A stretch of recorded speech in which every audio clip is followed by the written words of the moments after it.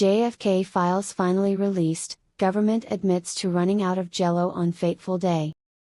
In a historic moment that has left historians baffled and conspiracy theorists fuming, the U.S. government today released over 80,000 pages of previously classified documents related to the 1963 assassination of President John F. Kennedy. The files, declassified on the orders of President Donald Trump, have finally answered one of the most pressing questions of the 20th century: why was there no Jell-O in the White House cafeteria that day? According to the bombshell documents, the real chaos of November 22, 1963, wasn't the assassination itself but a catastrophic Jell-O shortage that left the president distracted and irritable. JFK was really looking forward to his lime Jell-O, revealed one memo from a White House chef, hastily scribbled on a napkin. When we ran out, he stormed off to Dallas to blow off steam. The rest, as they say, is history. The files also shed light on the infamous grassy knoll, long suspected to be the perch of a second shooter. In a stunning twist, it turns out the knoll was actually part of a top-secret government experiment in lawn care.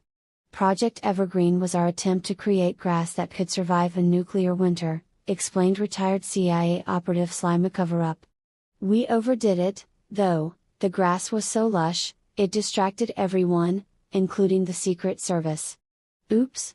Conspiracy theorists, however, are not buying it. This is clearly a diversion, shouted Tinfoil Terry, host of the podcast Aliens Did Everything. They're covering up the real truth, that JFK was abducted by time-traveling Elvis impersonators. Others insist the files are incomplete, with one ex-user claiming, the real documents are hidden in Area 51, next to the UFOs and Bigfoot's birth certificate. Historians, meanwhile, are grappling with the mundane reality. This changes everything, said Dr. Dusty Oldbooks, a professor of obscure presidential trivia at Harvard. We thought it was about Cold War tensions or the mob, but no, it was about dessert. Truly, a paradigm shift. He paused, then added, also, does anyone know if they ever restocked the Jell-O? The release has also sparked fresh debate over Lee Harvey Oswald's role. According to one file, Oswald wasn't a Soviet sleeper agent or a patsy, he was just really, really bad at parking. He kept circling Dealey Plaza looking for a spot, read a witness statement. Eventually, he got so frustrated, he just. Well, you know. The document concludes with a shrug emoji, which historians believe is a first for government records. In a final, bizarre twist, the files reveal that the magic bullet theory was actually a typo. It was supposed to say tragic bullet, but the secretary had a hangover, admitted former FBI agent Clumsy Fingers. We just rolled with it. Figured it sounded cooler.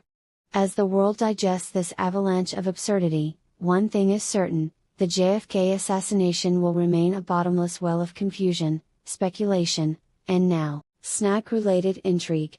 At least we can finally close the book on this chapter of history, said a White House spokesperson, before quickly adding, just kidding. We've got another 50,000 pages coming next year. Stay tuned for the truth about the missing pudding cups,